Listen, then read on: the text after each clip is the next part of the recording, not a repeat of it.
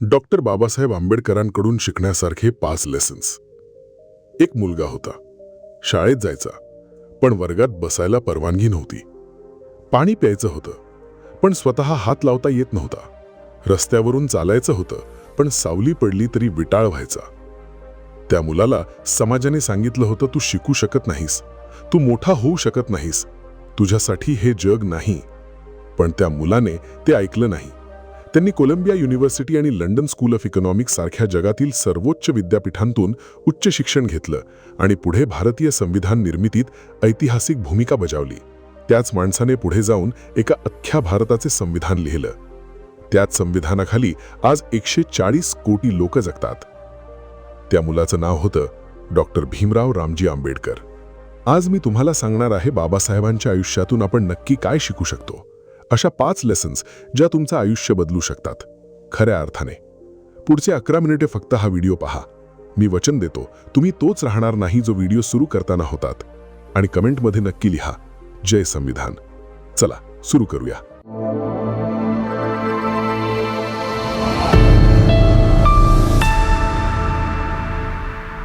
Lesson 1. शिक्षण हेच सर्वात मोठं शस्त्र आहे. 1891 महाराष्ट्रातलं एक छोटं गाव महू. एक मुलगा शाळेत जातो, पर त्याला वर्गात नाही बसू देत. बाहेर जमिनीवर बसावं लागतं. पाऊस असो ऊन असो बाहेरच. त्याला पाणी प्यायचं असेल तर शिपाई वरून ओततो, कारण त्याने भांड्याला हात लावला तर विटाळ होतो म्हणे.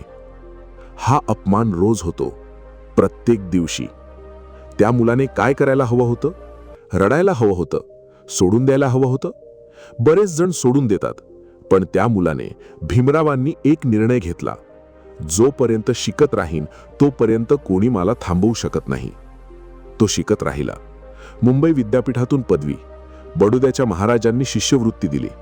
अमेरिकेला गेले. कोलंबिया युनिव्हर्सिटीमधून MA, नंतर PhD. परत आले. पुन्हा लंडनला गेले. लंडन स्कूल ऑफ इकॉनॉमिक्समधून DSc, बार ॲट लॉ, वकिलीची पदवी. एकूण किती पदव्या? 32 पेक्षा जास्त. पण हे फक्त पदव्यांची गोष्ट नाही, हे आहे एका माणसाच्या अदम्य इच्छाशक्तीची गोष्ट. जेव्हा समाजाने सांगितलं तू शिकू शकत नाहीस, तेव्हा त्यांनी उत्तर दिलं, ज्ञानाने, पदव्यांनी, कर्तृत्वाने.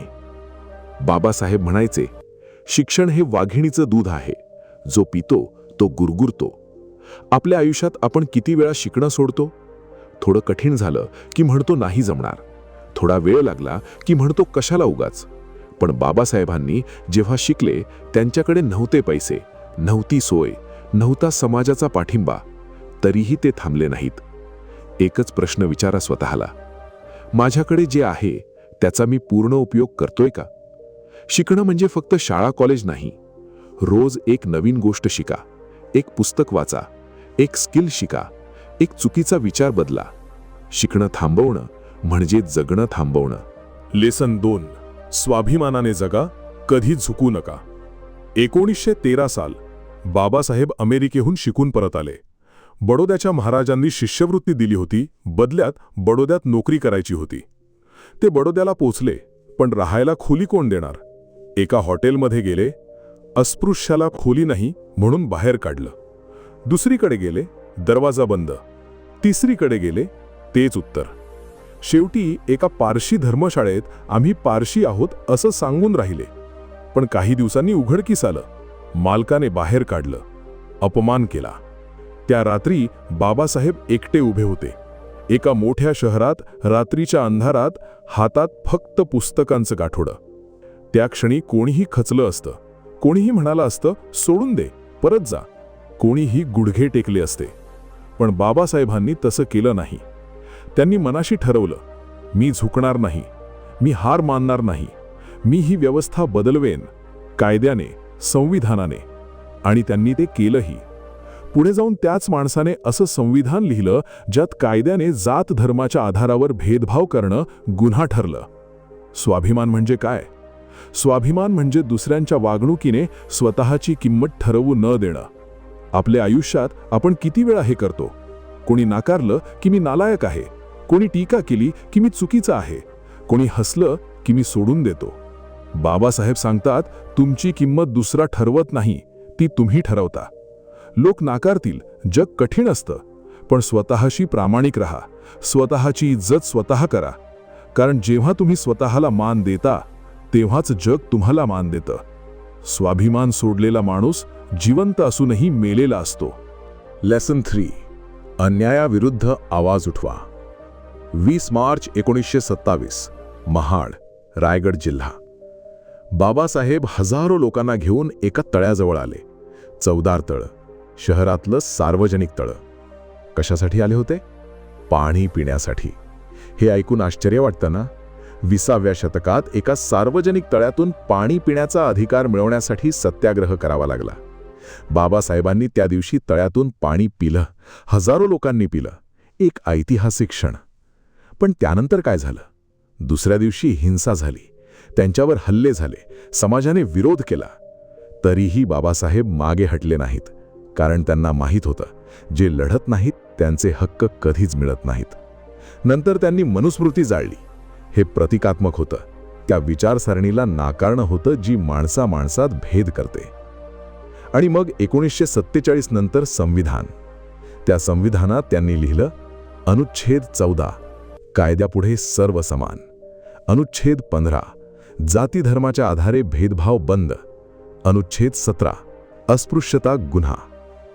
एका माणसाने, जो स्वतः भेदभावाचा बळी होता, त्याने देशाला भेदभाव मुक्त करण्याचा कायदा लिहिला.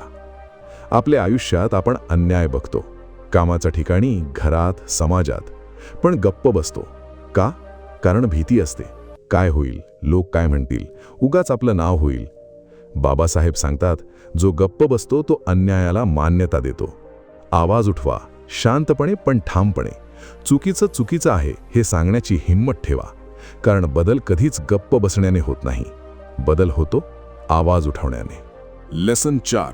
मानसिकता बदला, जग बदलेल. एक प्रश्न विचारतो.